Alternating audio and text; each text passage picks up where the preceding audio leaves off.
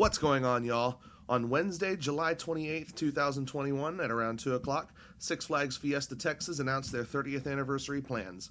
Those plans included a new paint job for Poltergeist, some cool-looking 30th anniversary upgrades and events, and a few other things that I don't recall at the moment. But the biggest thing announced was their new roller coaster, Dr. Diabolical's Cliffhanger. This will be a custom dive coaster from Bollinger and Mabillard, featuring a top speed of 60 miles per hour, a 95-degree drop, 2,501 feet of track, 2 inversions, and 3 21-passenger trains, each train with 3 rows with 7 seats in each row. What an announcement this was. For those of you that don't know, there was so much hype building up to this announcement. Even at the event where the coaster was announced, they were hyping up this ride all throughout it, with planned, quote, technical issues leading up to the announcement of the coaster itself.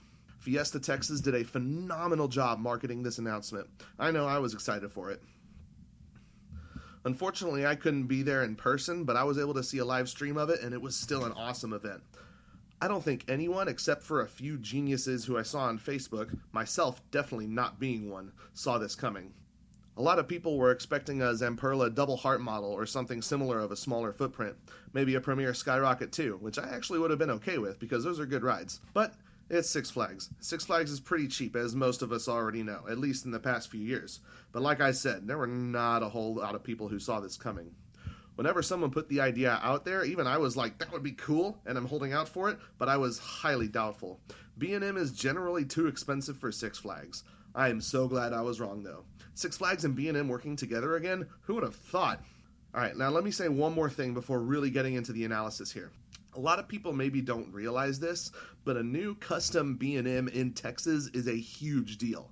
At the moment, we have 4 total B&M coasters, and 3 of them are Batman the Ride clones. So the fact that Six Flags Fiesta Texas is getting a new, non-cloned B&M is a huge deal. I know a lot of people say that dive coasters are one-trick ponies and that they're kind of boring and not intense, and to some extent those people are right. But come on, a new coaster is a new coaster, especially a B&M. B&Ms are a treat no matter where you go. Maybe a lot of them aren't super intense, at least not the newer ones, but they're almost always fun. I always get off a B&M with a smile on my face. The only exception to that is Vortex at Carowinds, but that's a different story. Anyway, enough of me ranting. Let's get into the ride experience. The ride starts off turning left into the lift hill, then at the top turns back around to the right where it will go into its 95-degree drop, hanging you over the edge like dive coasters do. It then reaches its top speed of 60 miles per hour before going into an Amusement inversion and then into a 270-degree roll before turning around and coming up into the mid-course brake run. After the brake run, it does a 75-degree drop-off into a left-turning helix, which then goes into an airtime hill. Following the airtime hill, it goes into another helix, this time turning right before hitting the final brake run, which turns back around 180 degrees, going back into the station. To start off about this roller coaster, let's talk about the drop. The drop is a 95-degree beyond vertical drop. Most dive coasters are right at 90 degrees or maybe at like 89 degrees, so this is pretty cool. You'll get some good airtime, especially in the back row. Now, I honestly doubt it'll feel much different from other dive coasters, but I'd honestly love to be wrong about this. I sure hope it feels different, but like I said, I doubt it will. After this, it goes into a pretty traditional dive coaster layout, an Immelman. The Immelman is, an Immelman. It's nothing special. But then after that, it does do something kind of different, but, not really. It goes into the 270-degree roll.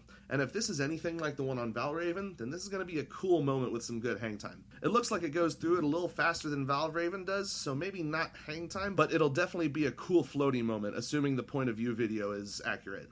Then it comes up into the mid-course brake run, which unfortunately stops the train dead. Maybe it'll have a good pop of floater airtime right before it goes into it, but I'm not counting on it. After that, it rolls out of the brake run into a 75-degree drop, which in the back row is bound to get some good airtime. And then it goes into a helix, which will probably not be that intense, and then it goes into an airtime hill, which from the looks of it might give some good ejector airtime. And then it goes into another helix, which again will probably not be that intense, and then it'll pop up into the final brake run, which may or may not be a good floating moment. Hoping it will be, though. Things like this usually kind of are. I'm also hoping that those last 2 helixes will be more intense than I'm expecting. That would be awesome. Let's talk about the trains now. One of the things that many people are not excited about for this ride is the restraints. It does look like the ride will have vest restraints, which I know a lot of enthusiasts are not exactly fond of those. I personally don't think it's that big of a deal. I've been on dive coasters that had the vest restraints and the traditional B&M over-the-shoulder restraints, and personally, I didn't think there was that much of a difference. If you give yourself a little room, then the vest is not really that big of a deal, especially considering it won't tighten down on you until after that first drop, which is the biggest part of the ride anyway, so after that it doesn't really matter in my opinion. Alright, the trains are going to be 7 across trains, and that was intentional. They said 7 across in the announcement. I saw the live stream of it. But why did they do this? Obviously it's for more capacity, but why 7 across and not 8 across? I think it's because 7 is the most that they can do for the smaller dive coaster track. If they went 8 across, I'd imagine they have to go for the bigger size track, which will obviously be more expensive. So I think that's why they did 7. Now, let's talk about the theme of the ride. Six Flags Fiesta Texas has been doing a phenomenal job recently of theming their new rides and attractions. Wonder Woman is pretty well themed. The ride that replaced the former Scooby-Doo ride, Pirates of the Deep Sea, has some pretty incredible theming. The Joker has an entire funhouse as part of the queue experience, and the queue line for Daredevil Dive is absolutely phenomenal. Not just the queue line, but the ride itself is very well themed as well. Not only is it some of the best theming I've seen Six Flags do, it's some of the best theming I've seen on any ride in general. Now, let's be honest, I'm not expecting that level of theming for this roller coaster, but I am expecting some top-notch theming for this new roller coaster. You can see in the animation the queue line goes into this building and then comes out of it. I don't know what's going to be in that building, but I do know that it's going to be immersive and it will be executed very well. Like I said, Fiesta Texas has outdone themselves with the theming of their rides recently, and I expect nothing less of them with this ride. The announcement video for the ride says this: repulsed by good, Dr. Diabolical has been working for decades in her mysterious laboratory, efforting to create menacing creatures to frighten the world. To give her creations life, Dr. Diabolical needed to construct a machine to capture the essence of human adrenaline and fear. Her horrific vision is now reality and ready for testing. Dr. Diabolical's Cliffhanger awaits you. Now, before I continue, I must say that I did think Dr. Diabolical was an original character that Six Flags came up with, but it is not. Dr. Diabolical is actually a DC character. They have a disclaimer at the beginning of the point of view video for a reason. When I saw the disclaimer, I thought that they just had it in there for the DC character roller coasters that might have been in the background, so I didn't really think much of it. But Dr. Diabolical herself is actually a DC character. I heard that a lot of people were praising the theme of the ride because it wasn't a DC theme, but it actually is, which is kind of funny in my opinion. But unlike other people, the fact that this is DC theming doesn't really bother me at all. I don't really care what the theme of the ride is, as long as the quality of the theme is good. So, contrary to popular belief, the theming is actually not original. I do, however, like the idea of it having a steampunk theme. I think that theme in general is pretty cool for amusement parks.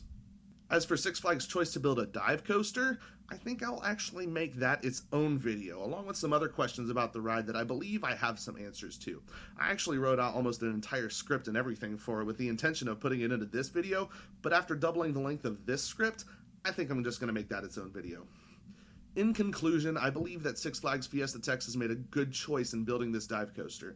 It's going to be fun, smooth, and comfortable. Maybe not the most intense like many coaster enthusiasts want, but it'll be a smashing hit for the park and the GP will flock to it. This will undoubtedly be the best ride in the park for the general public, and honestly, probably among the top 4 or at least top 5 in the park, at least in my opinion. I hope you enjoyed the video. Be sure to like it and subscribe to the channel, and for my subscribers, stay tuned. I have an announcement to make after the close of the video. For everyone else, or if this video is more than a year or two old, until next time, we're all clear and out of here.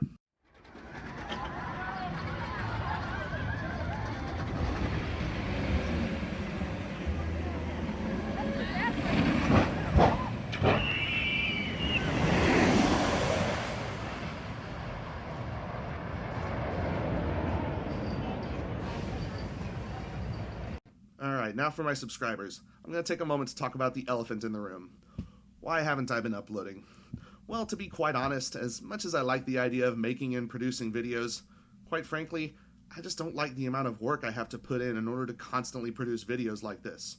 Don't get me wrong, I want to upload videos and I have a ton of ideas that I want to put out there. But the problem comes with everything in between coming up with the idea for the video and then uploading the video to YouTube, which I know is a lot. I honestly don't like having to record the audio, don't like having to edit the videos, I don't like all the in-between stuff, and as awesome it would be to be able to skip the in-between stuff and still upload a decent video, I know at this point I can't do that. At one point, I was even considering not posting videos in general anymore, but I really wanted to make this video, and so I was willing to do all of the work for this video because I really wanted to produce this video. But I can't promise I'll have that same enthusiasm about it in the future, so I'm going to say this about my upload schedule. I'm no longer going to have one. I will try to put out a video at least once a month. I believe y'all deserve that, but with that being said, I make no promises.